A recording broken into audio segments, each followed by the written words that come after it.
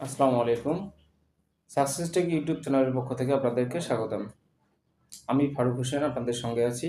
আজকে আমরা যে ব্যাপারটা নিয়ে আলোচনা করব সেটা হচ্ছে আপনি আপনার এনআইডি কার্ডের লাস্ট ৪ টা সংখ্যা দিয়ে আর একটা কোড দিয়ে আপনি জানতে পারবেন আপনার এনআইডি কার্ড থেকে কতগুলো নাম্বার রেজিস্ট্রেশন করা হয়ে গেছে।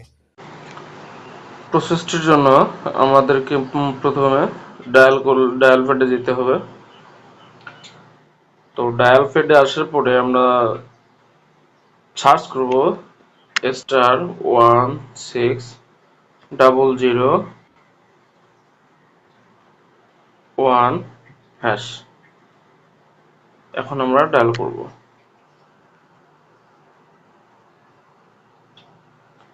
তো এখানে হচ্ছে এনআইডি কার্ডের লাস্ট 4টা সংখ্যা দিয়ে সেন্ড করতে বলছে। তো আমার 4টা সংখ্যা দিয়ে আমি সেন্ড করে নেব।